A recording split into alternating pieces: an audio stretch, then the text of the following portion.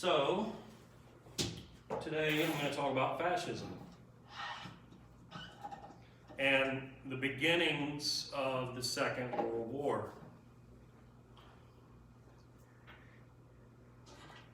And obviously we'll talk about that man, Adolf Hitler, and the Nazi Party.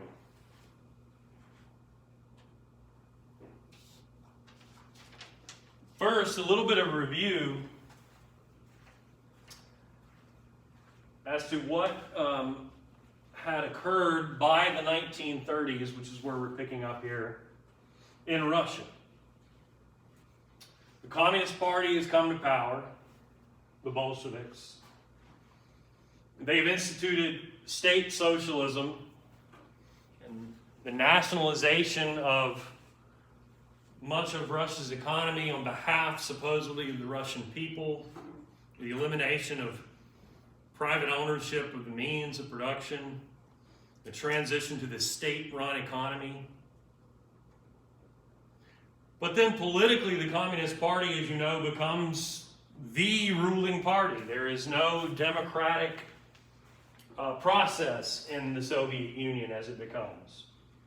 There are no liberal individual freedoms like freedom of the press or freedom of speech. You could be arrested as a political prisoner for opposing the Communist Party. And under Joseph Stalin, who succeeds V.I. Lenin, it becomes a totalitarian state. A nation in which the ruling party has total control, not just economically, not just politically, but even culturally, trying to control the Soviet Union or Russia's culture and the way people think and express themselves. Try to control their hearts and minds, if you will.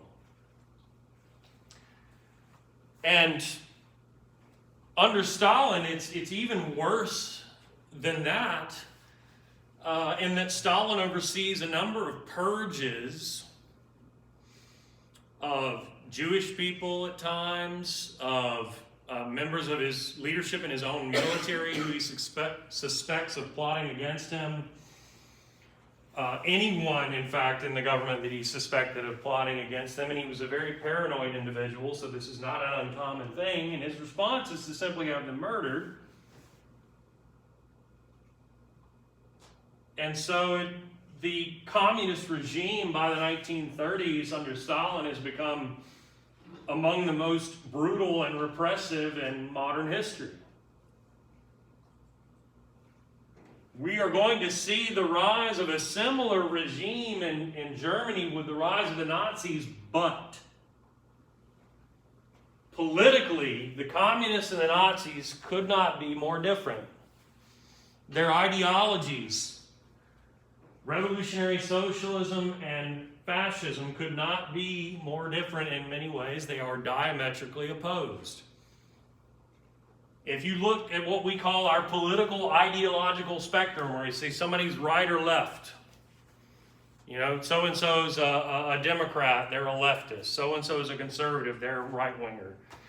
If we're talking about revolutionary socialism, that is a far left ideology. As opposed to like democratic socialism, which would be left but not as far, right? Fascism is a radical far right ideology. And the thing about radical ideologies, whether right or left, historically they tend to lead to these kinds of dictatorial regimes.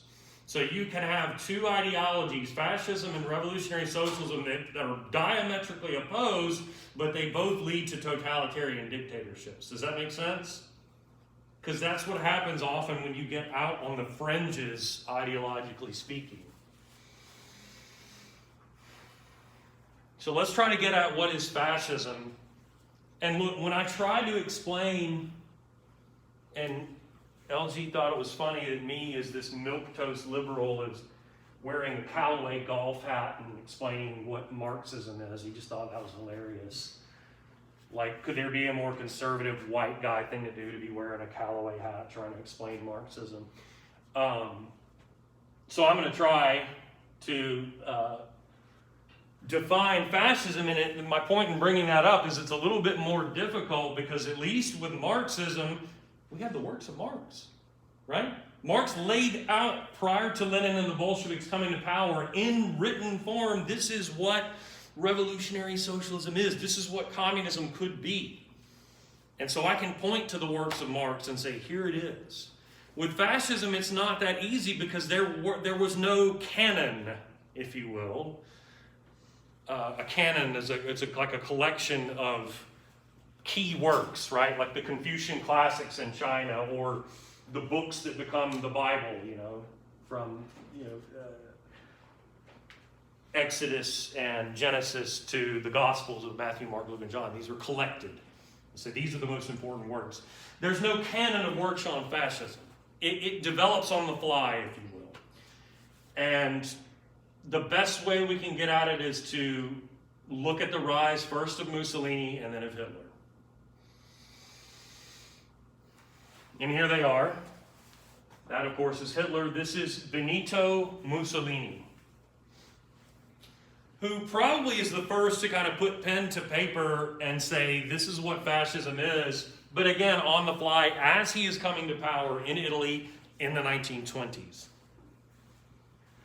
And you can see in the person of Mussolini how fascism is defined against other ideologies. You might call it an anti-ideology.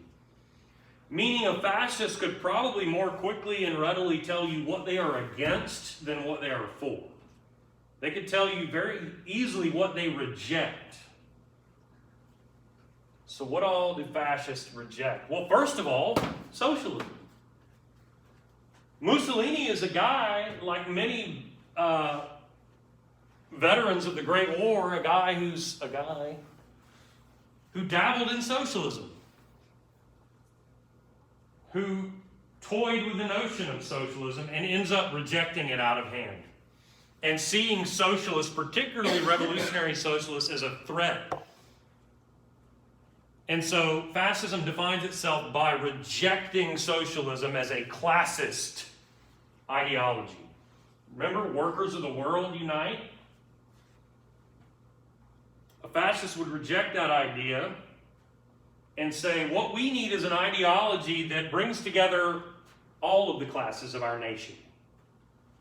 We don't need an ideology that works only for our working class. Mussolini would say we need an ideology that works and advocates for all of the classes of Italy. In fact, remember, if you're a revolutionary socialist, you embrace the idea of class struggle, class warfare. Fascists would reject that and say, look, it's just perfectly natural and normal in the industrialized capitalist world for us to have a working class, a middle class, and an upper class. There's nothing wrong with that. If you're a socialist, you reject that idea and say that the class structure is oppressive to working class people. Fascists don't believe that. So what else do they reject? Let's take a look at the image here. These are fascists. This is what, and Mussolini coins the term, this is what he was deliberately choosing as his symbology for his political ideology. These were weapons of self-defense that would be used by bodyguard in the ages of imperial Rome. So he's hearkening back, number one, to the glory days of his home country in Italy, of the imperial, ancient, or classical Rome, and embracing this idea of a weapon, but I want you to look at how it is composed. These individual rods or sticks are bound together to form the handle of an axe, right? Part of the symbology here is those individual rods or sticks, they're not very useful. They're not very strong. They can be easily broken. But bound together, they are strong and they form a weapon. So Mussolini's message here, at least in part, is that individually you are weak. Maybe even of very little use, but together, collectively, we are strong. Strength and unity as a nation. This is a metaphor for the nation. For Mussolini, Italy.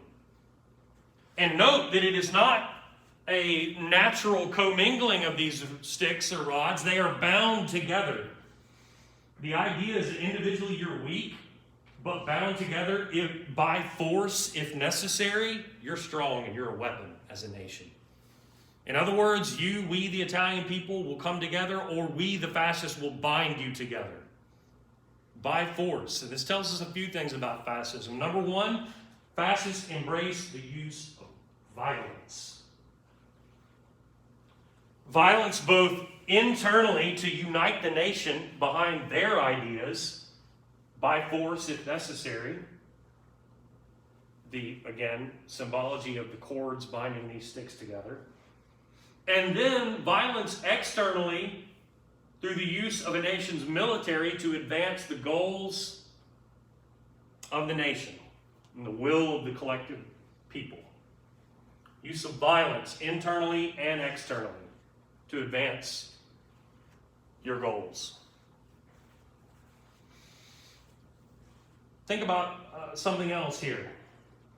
Is there a political ideology that we have explored which would celebrate individuality and insist that maybe governments exist for the whole purpose of protecting your individual rights? Classical liberalism. So fascists reject liberalism.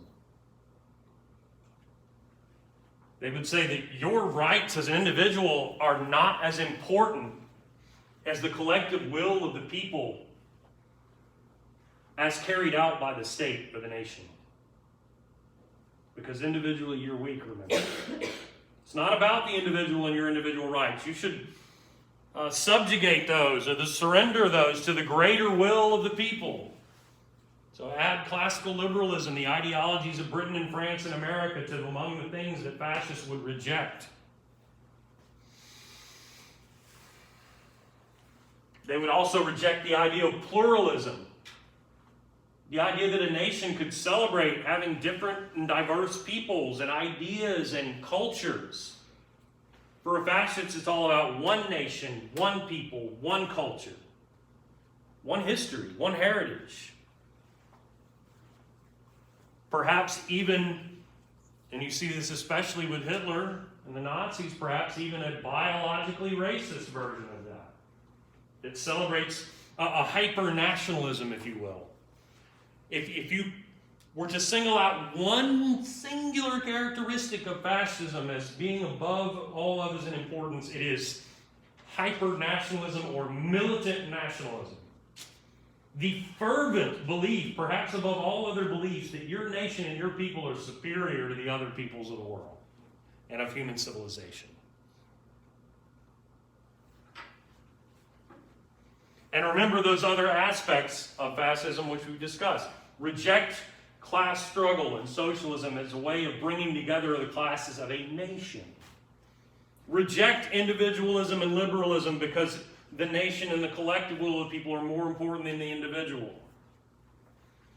Bind the people together by force if they don't voluntarily get behind your ideals. And then exert the will of the people through military force externally. Militant or hyper-nationalism, the key characteristic of fascism. Consider, though, the context, too. In the 1920s and 1930s, things were not going so well in Italy or in Germany. Consider the terms of the Treaty of Versailles imposed upon defeated Germany at the end of World War I. War guilt clause said it was all their fault. Had to pay reparations to Britain and France, ruining the German economy. Italy promised a bunch of colonies that it never got. You could look somewhere like Germany and say, well, yeah, but by the late 1920s, with American help and restructuring of their debt, things were turning around in Weimar Germany. But what happens all throughout the world in 1929, 1930, 31? Great Depression. Germany's economy is ruined all over again, along with that of Italy. And as we talk about in my U.S. class, it looks like capitalism and along with it democracy in certain parts of the world are imperiled. my point here is, if you are a fervent nationalist and believe in the greatness of the Italian people or the German people, and yet your country is in the dumpster, how do you explain that? Must be somebody else's fault, right? Scapegoating is a part of fascism. Pointing the finger at other people and saying that everything that is wrong with your nation at present is their fault.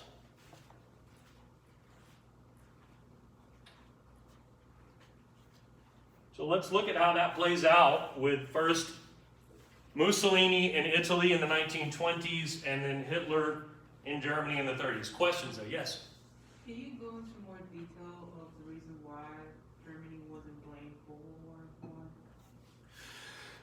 Yeah, so Germany was the strongest of the Central Powers, and even though the war begins with Austria-Hungary and Serbia, it really becomes all about Germany on their side. And for a variety of reasons, the main allies, especially Britain and France, I mean, that's their main enemy, Germany,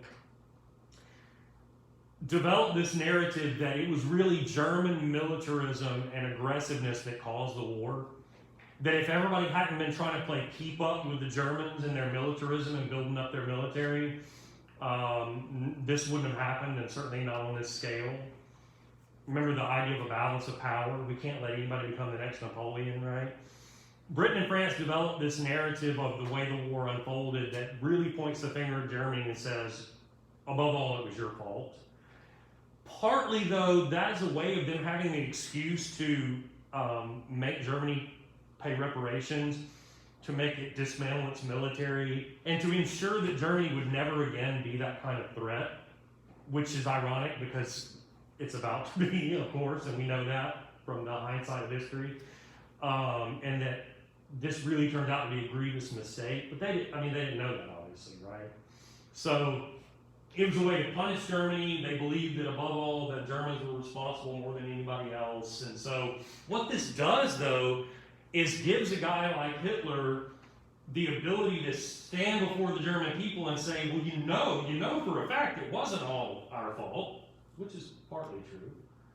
And then to say, in fact, what's happening to us now is their fault, and to sort of couch this as a sort of comeback to the German people and payback and this kind of thing. And I'll say some more about that after we do Mussolini.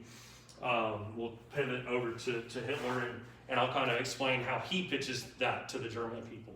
Kind of how he would actually answer your questions speaking to the German people.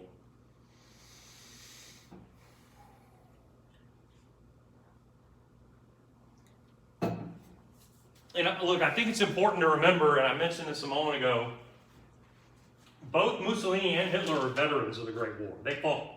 They fought in the trenches.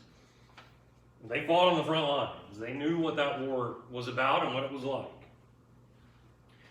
And just as soon as the war is over, Mussolini establishes a group that he calls the Fascism di Combattimento, or the League of Combat,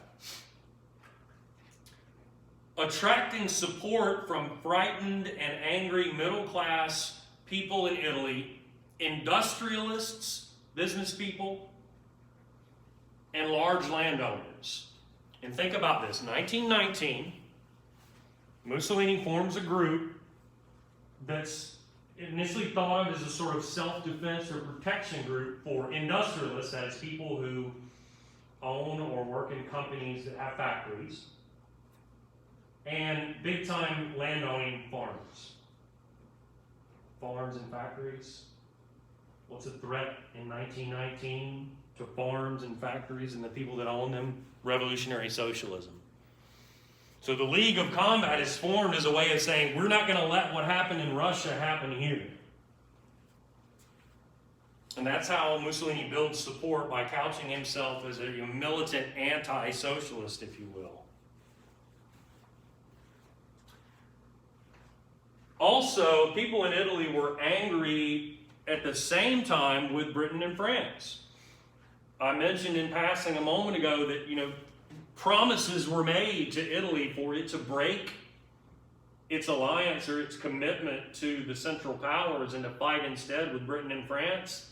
And in the minds of a lot of Italians, those promises had not been kept.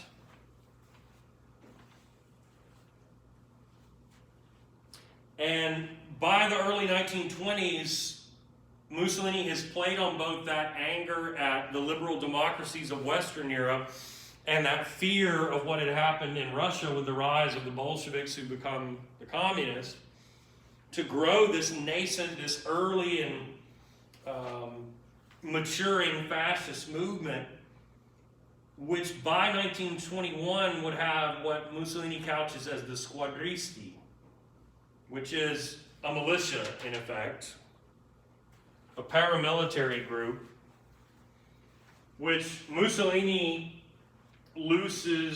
sends after socialist party offices to go and bust up, vandalize party offices, to go, if there was a socialist newspaper, to go and destroy their printing press, to go into socialist party meetings and beat the shit out of everybody there and so on. Remember, use of violence is at the core of fascism, including internally. By 1922, Mussolini had attracted enough support that he in effect had an army. The squadristi has become less of a sort of goon squad and more of an actual, not even paramilitary, but military force that he could use to threaten the prime minister in Rome, to threaten the king of Italy at the time, to threaten the city of Rome with an invasion at the hands of his forces, and to in effect besiege that city and force the king to declare Mussolini to be the new prime minister. So even by threat of violence here, Mussolini has inserted himself into the highest levels of the Italian government, and would from there, between 1922 and 26, maneuver within the government to gradually make himself dictator, shutting down newspapers, legislating by decree, arresting people without warrants, arresting people simply for being members of some other political party, arresting people for being socialists, arresting people for being liberal Democrats, sympathetic to Britain or France, in attempting then to create a police state in which it is a crime to oppose Mussolini and his political party. Eventually, all other political parties are simply outlawed, and Italy becomes a one-party state. By this time, Mussolini had developed a friendship with Adolf Hitler, who borrows elements of Mussolini's ideology in creating his own party. A party which is confusingly known as the National Socialist Party. It is not a socialist party, it's a National Socialist Party. And that's maybe confusing, but I just want to impress upon you, again, the idea that even though the word socialist is in the name, National Socialism is diametrically opposed to what we saw in Russia, revolutionary socialism of class struggle. So perhaps even just forget that and know that National Socialist can be shortened in German to Nazi. Nazi Party. So how does Hitler rise? Again, consider the context. In the 1920s, Germany had to fight and claw its way back to stability after the devastations of the Great War and the terms of the Treaty of Versailles, the reparations. But then, by 1929, with that recovery in full swing, the capitalist world is decimated by the Great Depression. And by 1932, Germany suffered from massive unemployment. Some 6 million Germans out of work, unable to get work. Germany suffered also from hyperinflation. Inflation is a situation where the value of money has diminished significantly, and it was bad enough in Germany in 1932 that you have people with wheelbarrows full of cash trying to go buy a loaf of bread because the German currency was so devalued. And Hitler realizes that there are a lot of hungry, unemployed, and angry people, and that he could play upon that fear and that anger and anxiety. That's what fascists do. They realize that people are afraid and angry. They're going to play to that fear and that anger and exploit that for their own political gain. And Hitler proved to be a master at that. For all of the things that you could say about Adolf Hitler, he was an incredible speaker. He was a great orator. And his sort of natural place to be was up on the stage in front of a mass of people. I mean, he would later explain, and I think this is actually among the documents you're going to read, Hitler just lays out, look, mass meetings are important to me. Mass meetings are central to the rise of this party.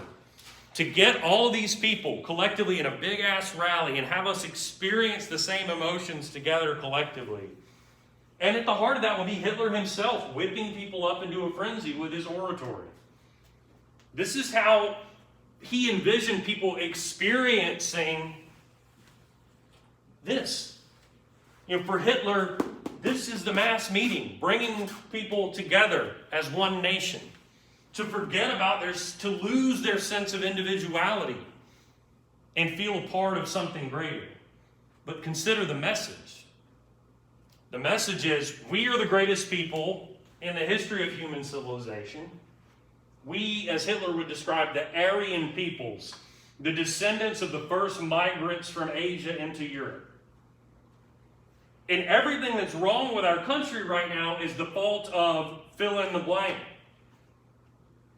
It's the fault of the liberal democracies of West Europe, Britain and France, and America. It's the fault of inferior Slavic peoples in Eastern Europe, most especially the Russians, and most especially among them the revolutionary socialists who would seek to upend everything on the European continent. And it's the fault of the Jews.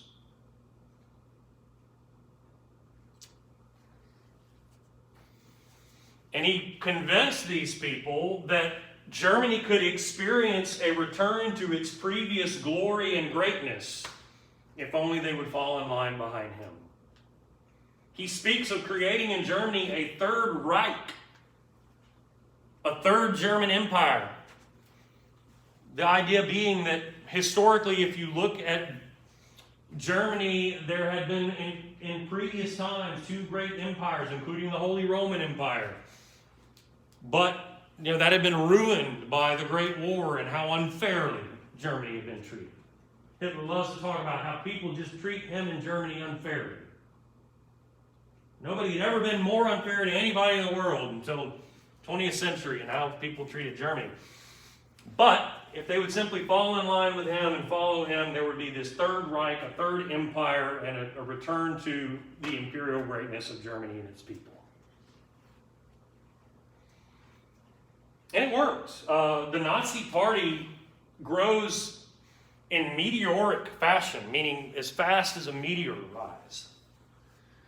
And I want to say this and then qualify it. Hitler is elected initially. He comes to power because the Nazi Party gains a majority of seats in the German Reichstag, the parliament of Germany.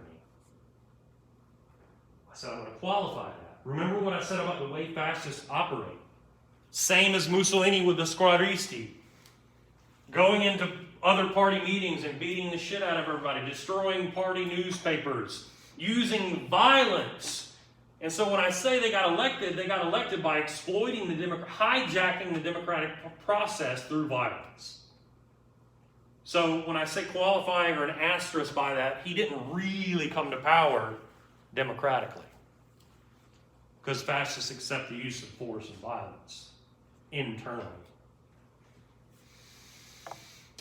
That being said, once the Nazi Party has gained control of the Reichstag and named Hitler as Chancellor, they began passing legislation suspending Germany's existing constitution, taking away power from the states of Germany, abolishing labor unions, which were seen as a threat to the socialist revolution, purging the government of Jews, and eventually outlawing all other parties. So by the late 1930s, Germany has become a one-party state, and the Nazi Party is turning its power upon any and all perceived enemies, including those seen as ethnically inferior and most especially Jewish people. 2, Hitler has by then begun to openly flaunt the terms of the Treaty of Versailles. The Treaty of Versailles not only said Germany was to pay reparations, which Hitler quits paying, Germany was also supposed to have, and it did, dismantle its military and never build it up over what would be needed for civil defense. Hitler disregards that and begins rearming Germany, building up its military, which he also saw as a way to recover Germany's economy.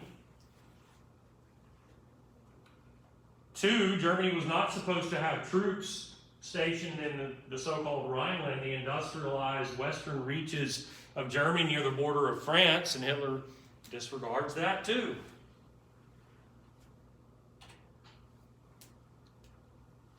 Rearmament.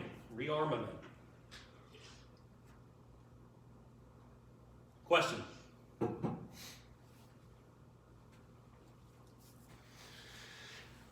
So needless to say, by the late 1930s, Hitler has the attention of the leaders of Britain and France, who have perhaps, and certainly would have if they had bothered to read the book that Hitler wrote while he was in prison for an attempted coup earlier in the decade, if they bothered to read Mein Kampf, For My Struggle, they would have known of Hitler's greater plans. For Hitler spoke of the need for Lebensraum.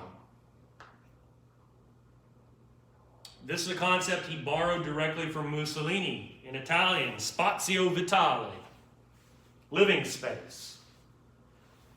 Living space for the Italian or German people, meaning we need to aggressively pursue territorial expansion. Too many people, not enough land. Got to build a great empire again. Need more land, need more territory.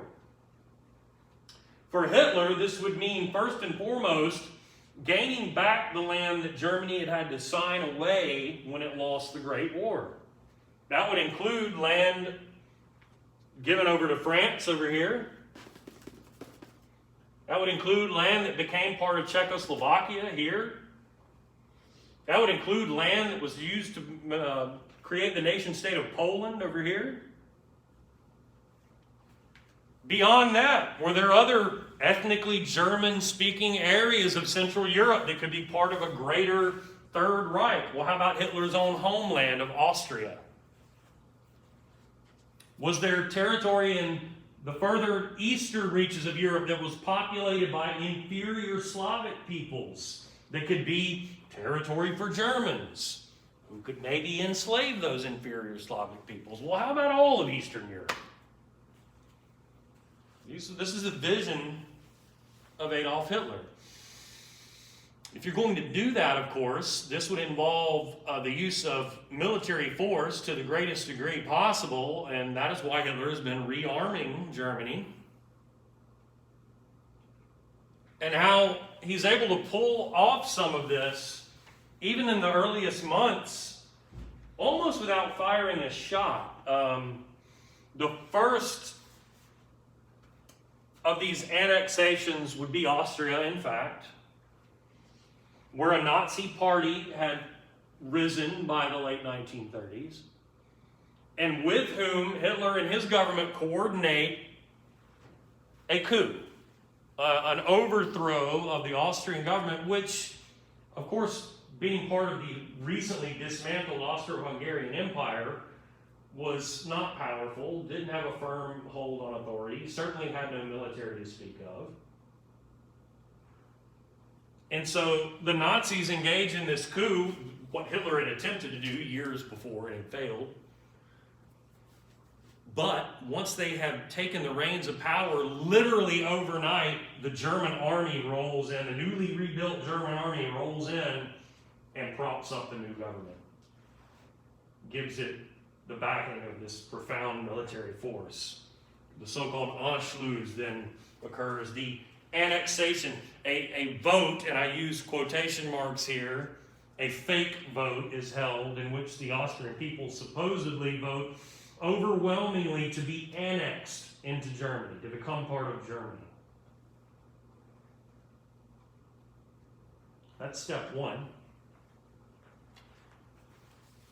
A similar process then plays out here in the so-called Sudetenland, the western reaches of Czechoslovakia, which had once been part of the German Empire. The Nazis do more or less the same. Parts of Czechoslovakia are annexed into Germany.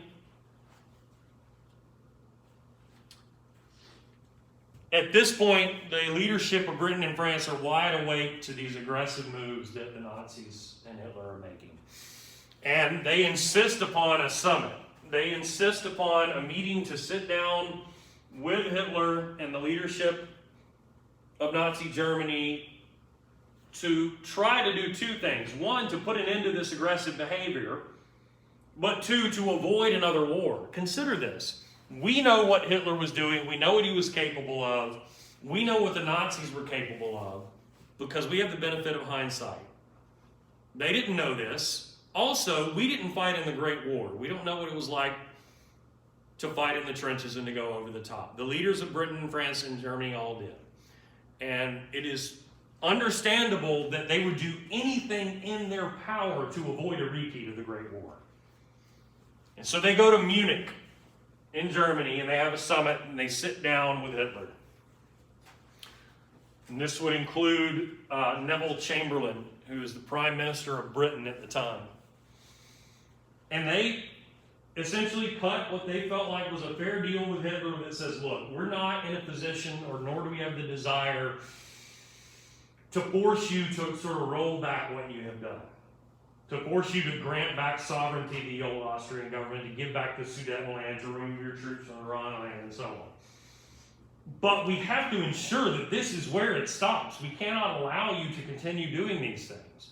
So do you now agree that this is where it ends if we promise not to make efforts to roll back what you have done? Appeasement is what is called after the fact.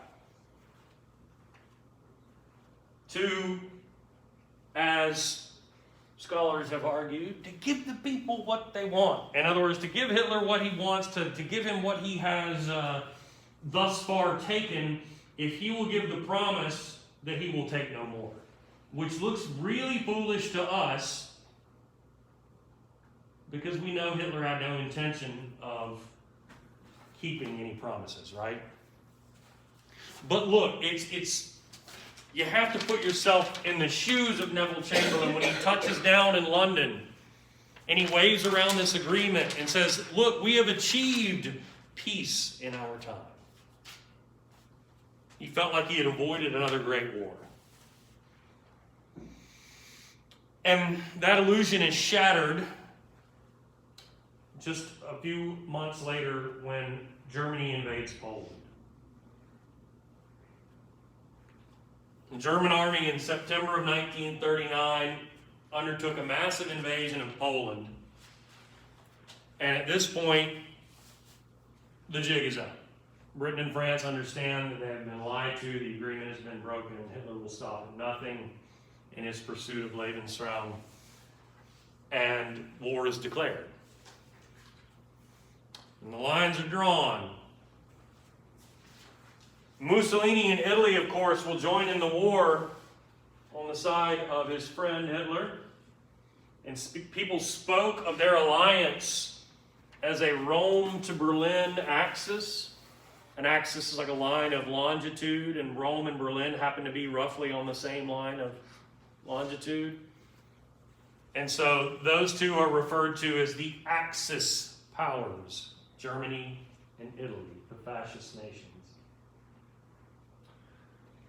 Britain and France are the initial two Allied powers, same as the two main allies in Western Europe in the Great War.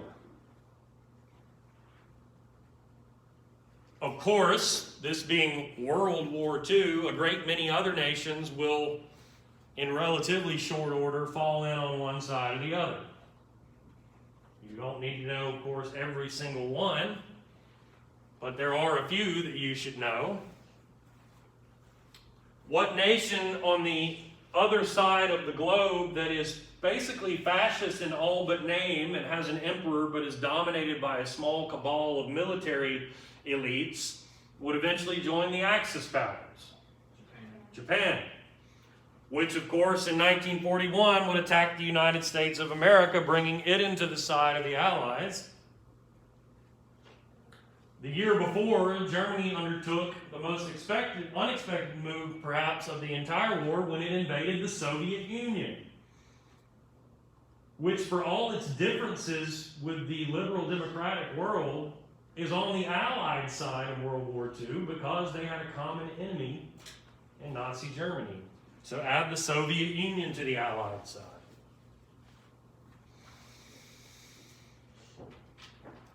All that making sense?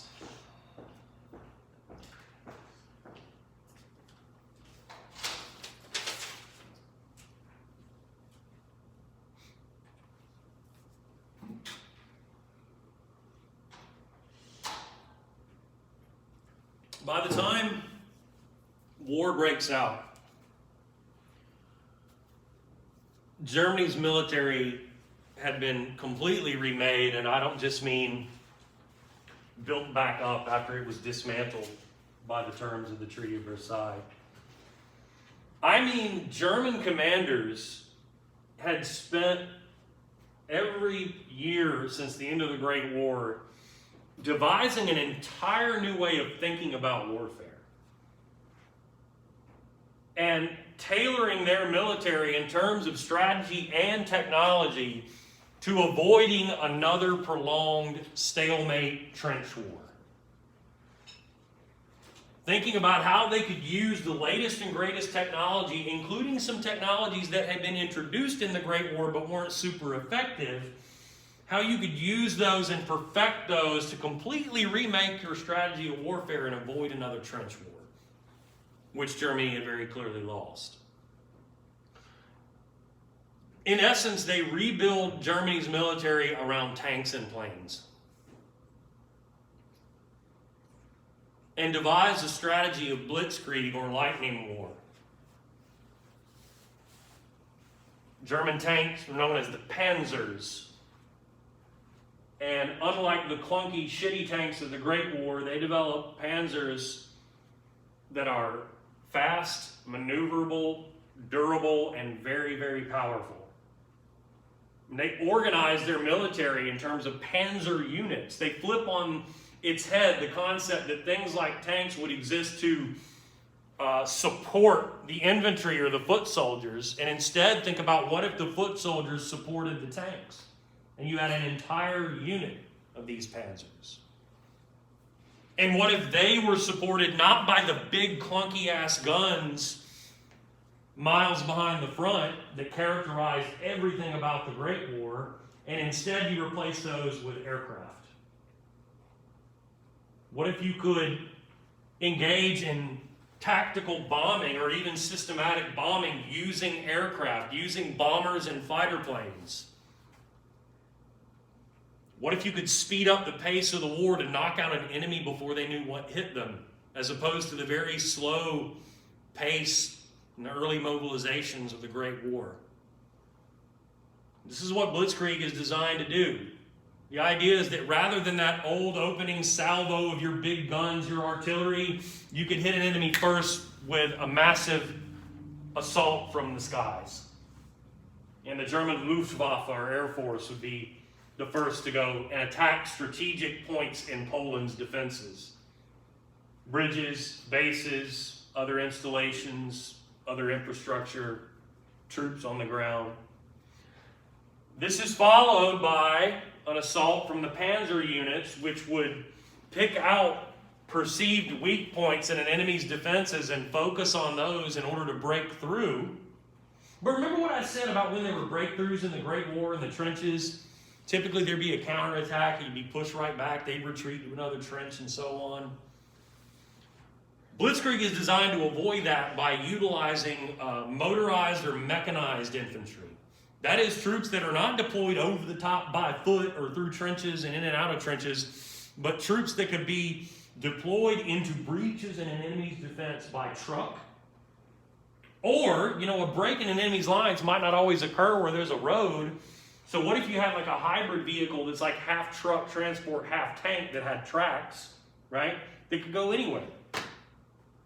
And if your major breakthrough comes in the middle of some Polish landowner's farm, you could take those, what they call half tracks, pour infantry through the breach, deploy them off of those vehicles, and have them wreak havoc behind enemy lines, all with the tactical support of your Air Force. This is how Blitzkrieg worked. And Poland didn't stand a chance. The Polish army still had cavalry units. Not going to win that war.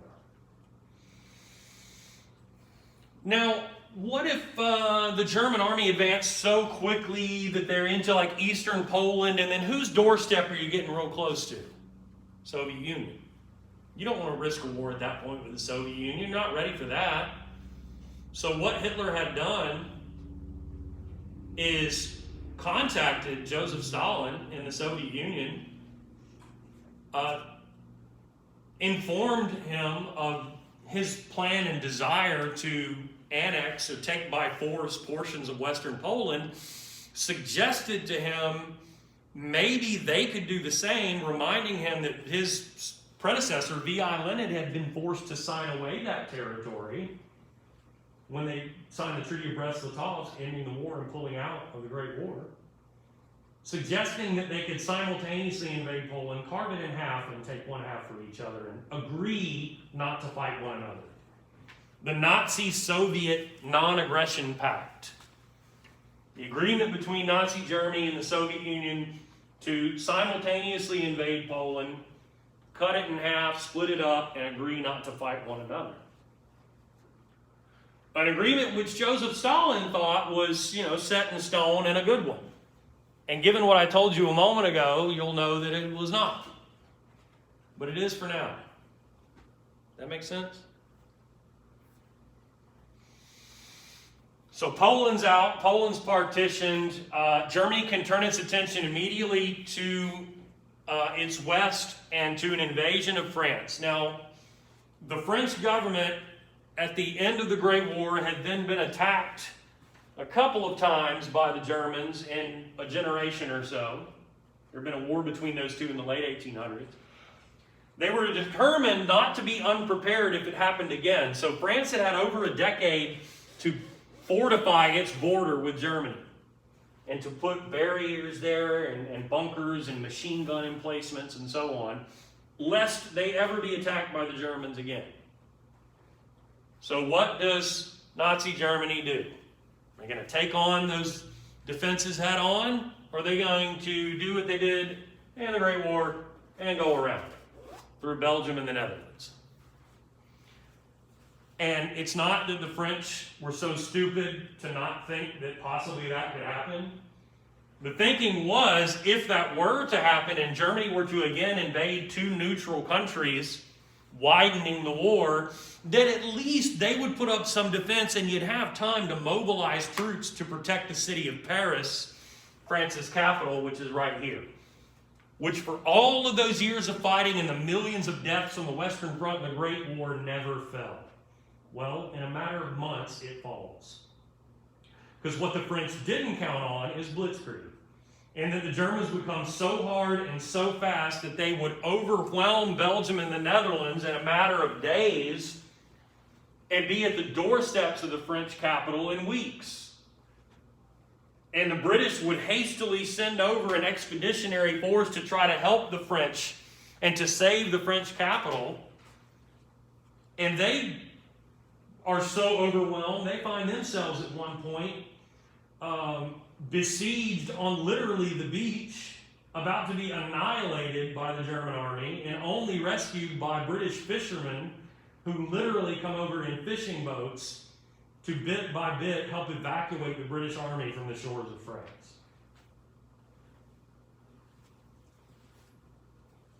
Dunkirk was the town which they were surrounded on the beach there and nearly annihilated. There was a film, came out a couple years ago now about this, and then another one about the actions of the British Prime Minister at that time, Winston Churchill.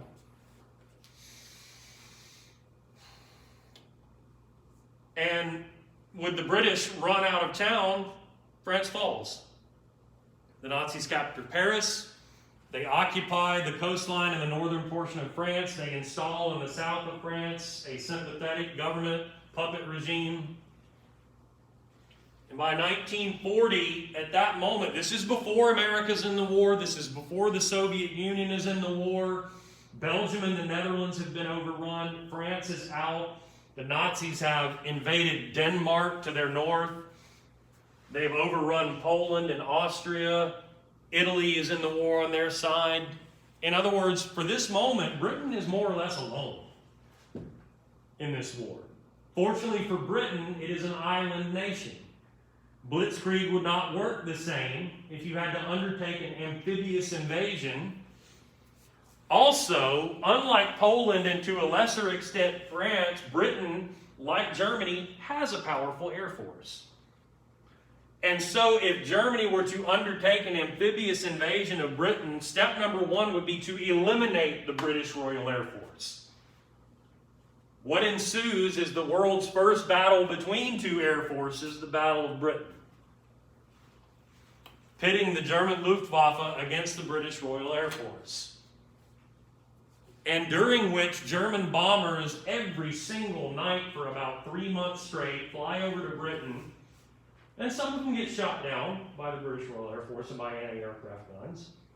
But a lot of them don't, and a lot of them drop many tons of bombs on British cities, especially London. And large portions of London are reduced to rubble during what the British call the Blitz, during which the British government goes to great lengths to try to get the British people to carry on as best they can, knowing that that night the air raid sirens are going to go off, the German bombers are going to come, your defenses are going to do the best they can, but those bombs are going to get dropped, and people are going to die. But you can't give up. And Winston Churchill does a great job in conveying that message of fortitude and strength and courage to the British people. And after months and months, it becomes clear that the Germans were incapable of doing what they needed to do as a precursor to an invasion, which is, as I said, eliminating the British Royal Air Force. Could not do it. And Churchill would later reflect that never before in the course of human history had so many owed so much to so few. Speaking of the pilots of the British Royal Air Force, who got up there every single day and night and went toe-to-toe with the Germans, forcing Hitler to reconsider his plans to invade Britain and to pivot. And pivot he did, for one thing we know about Adolf Hitler is he was not a man to sit idly by. Perhaps he was impatient. And so it was the following year, 1941, that the Germans undertake the largest invasion in human history. Code name, Operation Barbarossa. Harkening back to one of the great emperors of the Holy Roman Empire, when Germany was great.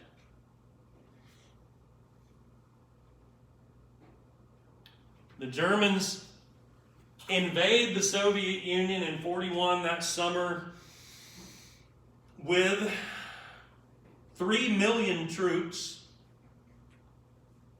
thousands of tanks and aircraft, in 3 massive army groups along an 1,800-mile front, stretching from the Baltic states rather, to the Black Sea. The Soviet Union is caught completely off guard. Stalin, who had believed that his pact with Hitler was a good one, essentially has a nervous breakdown and is more or less incapacitated as a leader for a week or two. The Red Army is in the earliest months on its heels, being pushed back, hundreds of miles into Russia, debilitated by the unfortunate fact that Stalin had, in the months and years before this, decimated the ranks of the Red Army's leadership because he thought they were plotting against him and had a number of their best generals killed. This is not the position you want to be in when you are facing the largest invasion in the history of humankind. And so, during the latter half of 1941 and into early 42, things could not have gone better for the Germans or worse for the Russians. And by 42, Nazi Germany and its ally Italy controlled the vast majority of the European continent. But Russian winter sets in. And historically, as you know in this class, Russia has been saved by the depths of its winter before. Napoleon made the mistake of invading Russia in winter and lost. The Mongols made the mistake of invading Russia in winter and lost, and so too eventually would Nazi Germany. In those first months, though, the Germans are so successful that they actually outran their supply lines. They were more successful than they had planned on. When German troops get to the outskirts of Leningrad up here, formerly St. Petersburg or Petrograd, when they get to the outskirts of the capital of Moscow, they didn't have any winter uniforms even. And it gets damn cold up there. And then in the south, I mentioned there were 3 major army groups. The Southern Army Group was supposed to go into the Caucasus region and seize oil fields for resources. But they got diverted because Hitler becomes obsessed with the idea of taking the city of Stalingrad.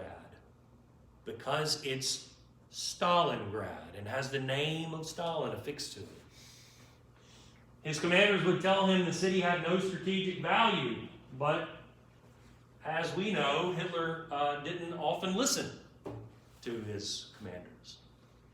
And so the Army Group South is diverted to the city of Stalingrad, and they are at the outskirts of that city by the time winter sets in. But winter is such that in Russia, not only did you find yourself in snow and ice with no winter uniform, but it gets so cold eventually that the grease in your guns begins to freeze, and the fluids in your trucks and your tanks begins to freeze. And needless to say, blitzkrieg could not continue if you don't have vehicles to operate, and no form of warfare, certainly not offensive warfare, could continue. You ain't got guns to fire reliably.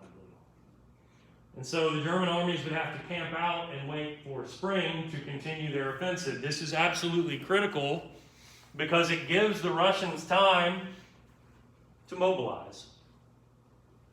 2 great advantages Russia has. 1, it is enormous in terms of size, and 2, it is enormous in terms of population. You could begin to conscript soldiers to build up your military and to prepare to mount a counteroffensive, throwing all of your weight in defense of the motherland. Say what you want about the communist government. For the Russian people, this was an easy cause to rally behind. You've been unfairly invaded by a foreign nation for no good reason at all. And even though your government is an oppressive and violent one, still you might fight for that government in defense of your motherland. That's the way the Russians, many of them, see it. In fact, they call this the Great Patriotic War. And I mentioned the other advantage is space. These 3 cities and more are at threat of being overtaken by the Nazis. And so what the Russian government, the Soviet government does, it dismantles factories and literally moves them east beyond the mountains and rebuilds them so that it could safely build up its military without threat of their factories being overtaken by the German army. And so what you will see when we convene again, later 1942 into 1943, the slow turning of the tide in favor of the Soviet Union. Questions? Anything at all yet?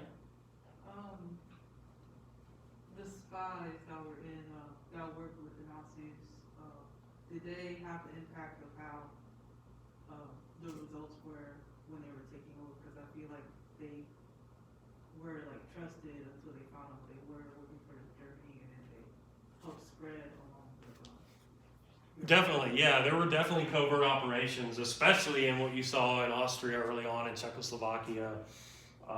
Less so in terms of the Soviet Union, but that's partly why they come with like overwhelming military force even right out the gate. But early on, yeah, their covert operations were really sophisticated, which is interesting too.